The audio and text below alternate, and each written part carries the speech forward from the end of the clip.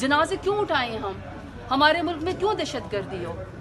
जब हमारे फौजी की या हमारे पुलिस की या हमारे सिविलियंस की शहादतें होती हैं, हमें तकलीफ होती है। और मैं बार बार एक ही बात, मैंने खुद अपने जवान भाई 21 साल के जवान भाई की बम ब्लास्ट में लाश उठाई हुई है।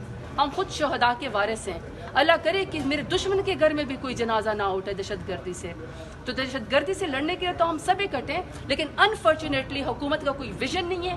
इंतहाई नालायक किस्म के इनके वजीर मशीर हैं। ये हर मुद्दा पीटीआई पे डालना चाहते हैं। पीटीआई के ऊपर मुद्दा डालने से, जो मैंने कहा, शिकस्त का बाप इनको नहीं मिलेगा। शिकस्त का बाप ये खुद है, ये खुद नालायक है, ये खुद निकम है। इनके पास न विजन है, न कन्विक्शन है, न इनके पास कोई क्रेडिट है, न इनके पास पब्लिक के लिए या मुल्क को आगे लेके चलने के लिए कोई एजेंडा है। स्पीकर ने यह भी कहा है कि एक शख्स के लिए मुज़ाकरात नहीं होने चाहिए।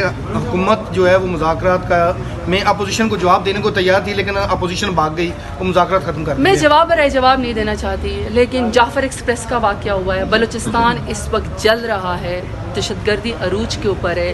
हमारे आर्म्ड फोर्सेस के लोग शहीद हुए हैं, हमारे सिविलियंस मुसाफिर लोग शहीद हुए हैं। बन्नू के अंदर दहशतगर्दी का वाक़या हुआ है, वहाँ पे भी हमारे पुलिस को आर्म्ड फोर्सेस के लोग कैंट के अंदर शहीद हुए हैं। आम आवाम हमारी वहाँ शहीद हुई है। और अफ्तारी से चंद टाइम पहले जो है वो वाक़या होता है, बम ब्लास्ट होता है मदरसा हकानिया में। हमारे जो है वो लोग शहीद, उलमा को टारगेट किया जाता है।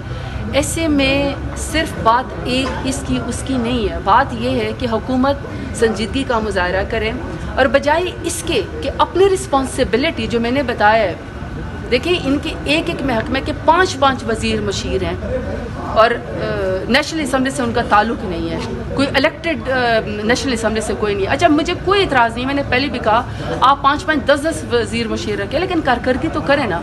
कारकर्दगी में ये है कि इनके वजीर आते हैं, इतने गैर जिम्मेदाराना बयान देते हैं, पार्लियामेंट के फ्लोर पर खड़े होकर जुगतबाजी करते हैं, ट्रोलिंग करते हैं, बैशिंग करते हैं। औरतों के पेप टॉक्स में उनको ज़्यादा इंटरेस्ट है बजाय इसके कि अपने अमूर मुमलकत को चलाए। तो ऐसे में अगर हुकूमत सीरियस एफर्ट नहीं करेगी, तमाम नेशनल इंटरेस्ट को कवर नहीं करेगी, सर जोड़ के ये नहीं बैठेंगे अपनी नेशनल एक्शन प्लान पे, या तमाम पॉलिटिकल पार्टियों को दहशतगर्दी के खिलाफ इकट्ठा नहीं करेंगे लड़ने के लिए, तो हालात तो ऐसी हैं, हालात बद से बदतर होते जा रहे हैं। तो हुकूमत बहुत गैर जिम्मेदारी का सबूत दे रही है। मुज़ाकरात शुरू करने जा रहे हैं, स्पीकर साहब तो फिर से कह रहे हैं कि मुज़ाकरात के लिए आज बैठे हैं। ये तो देखिए जी, पाकिस्तान की खातिर, दहशतगर्दी से निपटने की खातिर, अपने मुल्क की खातिर पाकिस्तान तहरीक इंसाफ फ्रंट लाइन पे खड़ी है। और अगर कोई संजीदा किसी चीज़ का फ़र्ज़ करें, नेशनल एक्शन प्लान है या ऑल पार्टीज़ कॉन्फ्रेंस बुलाई जाती है, टेररिज्म से निपटने के लिए कोई बात होती है, आप सीएम के पीके को ऑन बोर्ड करते हैं, आप बलूचिस्तान के सीएम को ऑन बोर्ड करते हैं, तमाम सूबों को ऑन बोर्ड करते हैं, तमाम पॉलिटिकल पार्टियों को बुलाते हैं, तो उसका ज़ाहिर बात है ऑफिशियल जवाब मेरे लीडर इमरान खान से, जब इसकी वो ऑफ़र आएगी, वो मेरे लीडर इमरान खान के पास बात जाएगी, फिर वो फैसला करेंगे।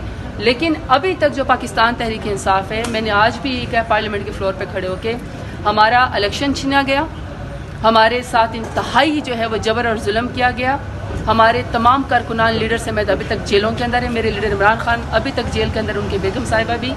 हमारे सरों के ऊपर जो है 24 नवंबर को गोलियां मारी गई, लेकिन मेरे लीडर का एक ही वो है जिसको कहते हैं नस्बुलैन है, या एक ही उनका मशहूर है कि ये मुल्क भी मेरा है, ये फ़ौज भी मेरी है, और हमने सियासत भी यही करने है। तो मुल्क की खातिर हमेशा से पाकिस्तान तहरीक इंसाफ की तरफ से अपनी ज़्यादतियों को भूल के, जबर को भूल के, हम पॉजिटिव जवाब। अच्छा, ये बताइएगा कि स्पीकर साहब ने कहा कि अगर हम लोग जाली हैं तो जो ओहदे पीपल्स पीटीआई को मिले हैं अपोजिशन लीडर का, वो भी मैंने दिया, और जो चेयरमैन कायमा कमेटियाँ हैं वो कैसे वो कानूनी हो गए?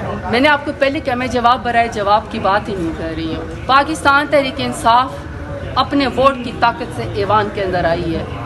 हमारा कोई ओहदा या हमारी सीटें अवाम की अमानत है, मेरे लीडर इमरान खान की अमानत है, किसी का हमारे ऊपर कोई एहसान नहीं है। अगर एहसान होगा तो अपने ऊपर होगा इन लोगों का, जिन्होंने फॉर्म 47 के जरिए पूरा इलेक्शन ही चोरी कर लिया है, और ये मुफ्त के वजीर मशीर बन के बैठे हुए हैं, और रेवड़ियों की तरह बंदर बांट हो रही है वजारतों के ऊपर, और परफॉर्मेंस नील बटा नील है। जाफर एक्सप्रेस के ऊपर किसी ने अगर गैर जिम्मेदाराना बयान दिया है, अगर किसी ने डाइवर्ट करने की कोशिश की है, अगर दहशतगर्दों के बारे में बात नहीं की, तो वह हुकूमत ने इटसेल्फ नहीं की।